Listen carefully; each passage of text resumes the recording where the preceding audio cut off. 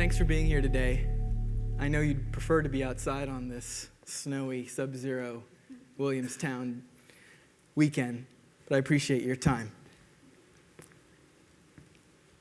What would it take for you to think that there's a mind-body problem? It would take you thinking of yourself in two different ways. You'd think of yourself, and you do think of yourself, as a being in this world, taking up space, having a shape, having that shape interact with the shapes around you, having a body that you understand intimately, that medicine can understand, that science can investigate, that you can be more or less familiar with as it undergoes changes, but that is with you throughout your time in this world.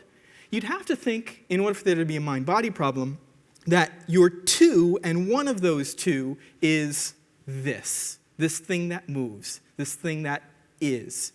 You'd also have to think that you're a second thing, also known intimately, also known, maybe it's not even the right thing to say that it's known, maybe it just is you, this other thing, this locus of sensations, your emotions, your loves, your ability to see the color red, your sensation as you taste chocolate, the love you feel for your family members. In order for there to be a mind-body problem, you have to think of yourself as two. And the second thing is that mental life, that thinking life, that rational life, that self that defines your hopes and aspirations for yourself. For there to be a mind-body problem, there must be a kind of dualism. So what's the problem? It's 1643. Princess Elizabeth of Bohemia, a daughter of Frederick V and Elizabeth Stuart, herself a kind of liberal arts prodigy, interested in philosophy, psychology, physics, and of course politics, at her own initiative, writes to the great philosopher Descartes, whom she had heard in a court in Hanover, and she writes that she has some questions about his philosophy. She's studied the work carefully, she's digested it, and she has a humble inquiry, as it were. And her humble inquiry is this. Her humble inquiry is, how do the two interact? How do the two meet each other? There's a mind, there's a body. What are the rules? What are the laws? What's the manner of causal interaction, as she puts it, between the mind and the body? Because after all, if these two things really are separate, if the body takes up space, has extension, as she says, and if the mind instead is this pure locus of your consciousness, if these are really two different things, then it's hard to see what kind of science is going to be appropriate to the way that they work together. Now, she writes that in her letter, but she also writes a number of other things, apologizing about how ignorant she is, about how she's wasting the great philosopher's time, about how she hopes very much that he might see his way to taking some of his precious time to respond to her, which for us, the reader, is, I suppose, a little bit of amusement as we read her objection and we realize that she has knocked Descartes onto his derrière. After all, Descartes had written in the Meditations that he knows with complete certainty that these two are separate, that he knows with complete certainty that the mind and the body must be distinct substances, must have different laws associated with them, must be part of our essential duality.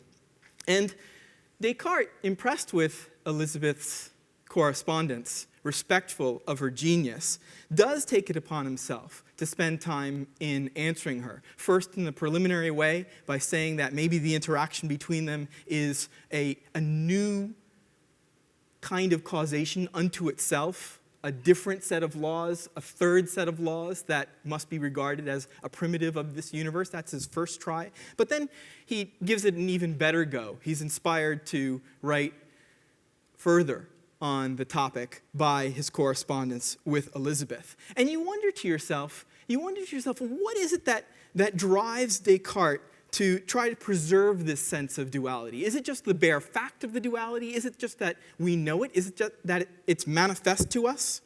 Well, there's a little of that for sure.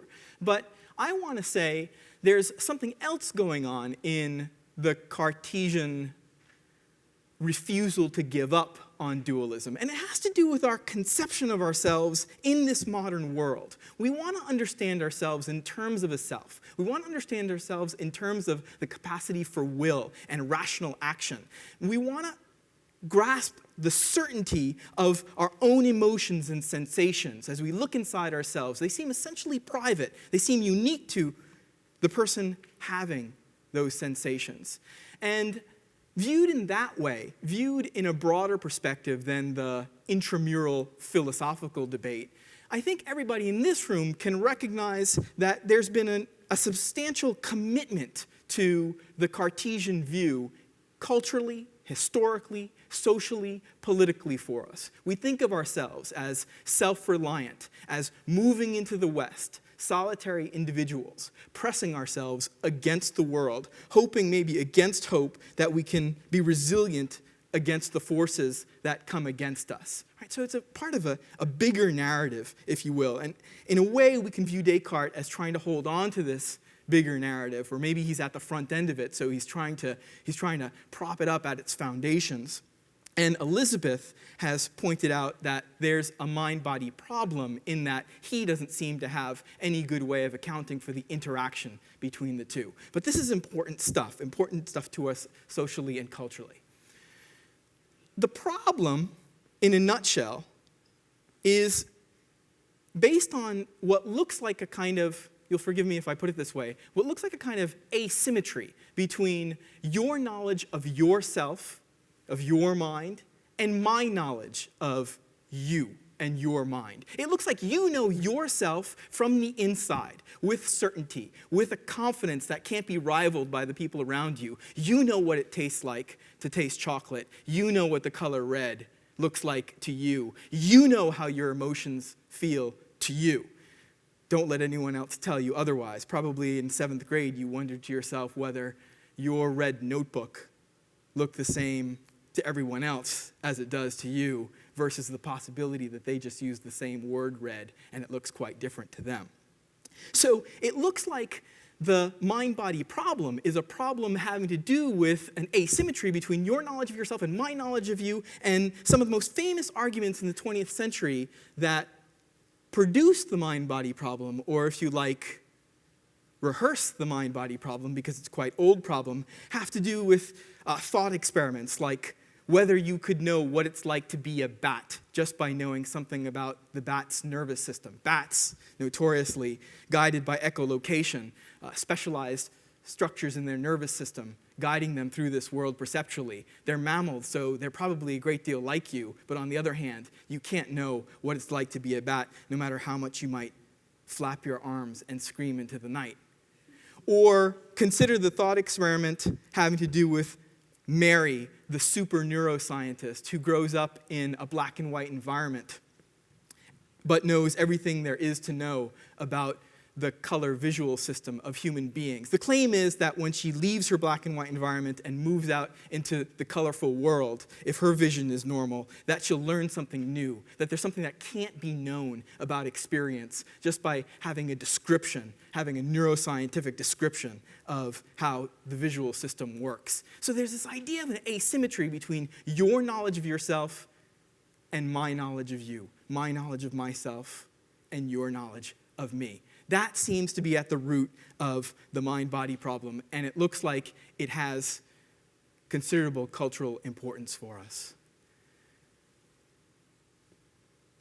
Move forward through time, almost exactly 350 years. A lot happens in philosophy, though perhaps not as much as you might think. We like to take our time. 350 years after the correspondence of Elizabeth and Descartes, a team working in Italy is studying monkey nervous systems. And what they've done is they've placed electrodes in the premotor cortex of a monkey in order to investigate how the nervous system of the monkey gets ready for manipulating objects in its environment, how it might pick up a peanut or how it might grasp a branch. And so they're measuring the firings in the premotor cortex, and quite accidentally, while they're setting the apparatus up, what they discover is that there are some parts of the monkey nervous system, some parts of the premotor cortex, that are responsive not just to the thing that they might act on, the peanut or the branch that they're going to grasp, but instead are responsive to other individuals' actions. So the researchers themselves, the Italian researchers themselves, might be grasping a coffee cup, and suddenly they get a reading on the device. That is, the monkey premotor cortex is registering the grasping behavior. They realize something's up, so they grasp, the human beings in the lab grasp the peanut on the table. And what they find is that there are parts of the monkey premotor cortex that are responsive to this grasping as opposed to this grasping. It starts to look like there is a part of the monkey nervous system that's designed to be in a kind of sympathy or kind of resonance with the actions of beings that are shaped like them when those beings perform actions themselves. These are now called mirror neurons. There's been a kind of cottage industry on mirror neurons over the last 30 years, and certainly the jury remains out. This is science, this is not philosophy, so we wait for the empirical data. Whether there are mirror neurons in us is controversial, although the data seems favorable. The extent to which those mirror neurons are responsive to actions in our world performed by others is controversial, but the weight of the evidence looks like it's in favor of an idea that there's something about you, there's something in you, in your nervous system, that responds, that makes your body ready to do the same thing that you observe someone shaped like you is doing. So as I raise my hand, as I make a grasping motion, as I make a different grasping motion, your body is getting ready, is premotor firing, if you will, to do that same thing. You're in a kind of sympathy with me. And that shouldn't be that surprising. I mean, consider other evidence from psychology or cognitive neuroscience.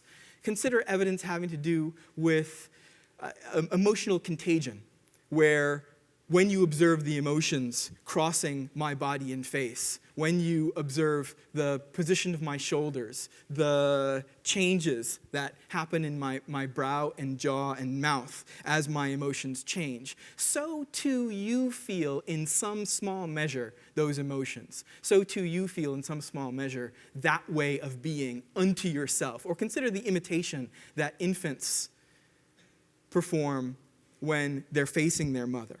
Consider the ways that their faces change in light of the facial changes that they see, and the ways in which they might take on some of the internal states, some of the consciousness of their mothers. So it shouldn't be surprising, maybe, that there's a part of our nervous system that is responsible for being in tune with one another. Now, pair that up with this fairly homey, maybe quasi-philosophical observation. And that is, sensations in you, your sensations, aren't the same as my descriptions of your sensations. They aren't the same as the words I might use to describe your love or your jealousy or your rage. The sensations aren't like that for you, nor are your sensations any kind of scientific description of your capacity for having sensations. So a textbook on your ability to see red is not the same as your ability to see red. A fairly straightforward philosophical observation. Though, on the other hand, we can get closer than you might think. A great master, like Virginia Woolf, changes the world in creating a narrative, creating a stream of consciousness tale that brings us closer to her characters, that has her characters give their emotions to us, give their sensations to us. I had the privilege of working on some of these topics with my student Rachel Schneebaum in 2009 as a follow-up to a tutorial we did together. She wrote a senior thesis on the way in which narrative, very good narrative, the sort that you might find in Faulkner or that you might find in Woolf, might be a way for bringing consciousness to you, the reader, consciousness from the fictional characters to you, the reader. And the idea, as powerful as it is, that descriptions are not the same as the sensations themselves, the idea, I think, points a way for us to think about the mind-body problem differently. So words aren't the same as the sensations that you feel. No description of the sensations you feel are going to be adequate to it. So why should it be a surprise that my understanding of you in words is going to fall short of your understanding of you? Why should it be a surprise that your understanding of me in words should fall short of my understanding of me? If what you wanted in order to solve the mind-body problem, if what you wanted was some adequate description of someone else's mind, if the source of the problem is a kind of epistemic asymmetry, an asymmetry between what you know about someone else's mind versus what you know about your own mind, if that was the source of the problem, then you're never ever going to find a solution where the solution has to do with you giving a description of someone else's mind, with you writing a textbook on someone else's mind, even if you're Virginia Woolf. But if, on the other hand, you view the problem in terms of your bodily sympathy, in terms of your capacity to be in a resonance with someone else, in terms of your nervous system being primed to be in the position, in the shape, in the bodily composition of the beings that you're around, then maybe, just maybe, you make progress on the mind-body problem in a way that was unthinkable to Descartes and Elizabeth. So I want to offer this idea that the future of the mind-body problem is for you to reconfigure your expectations about what it means to know someone else's mental life, to know someone else's consciousness. Your expectation shouldn't be to have a description of someone else's mental life, but instead it should be an expectation to be in a kind of sympathy, a kind of resonance, a kind of knowing what it's like to be them because you are the same kind of being and because your nervous system is ready to be them. And this is going to be not based on some theory, not based on some story, not based on some scientific measurement. It's going to be from looking at the movement itself, understanding what it means to be in this push-pull relationship with the beings around you, even in a fake boxing match at the beginning of stop-motion photography, right? Knowing something about what it's like to be in a kind of interaction with someone else. So I urge you to change your expectations about what it means to solve the mind-body problem. You won't solve it in terms of knowing some description of someone else's mind, but you might well know how they are. You might well know how they are because you are the same way. You're made of the same stuff. And I think this is going to make a difference. I think this is going to reorient your political, social, cultural conception of yourself toward concepts that were always there too, or at least always should have been there too, alongside self and rationality and certainty and will. It's going to orient you around a different set of concepts, ones having to do with empathy, community, action, being with one another, understanding one another. Thanks for your time.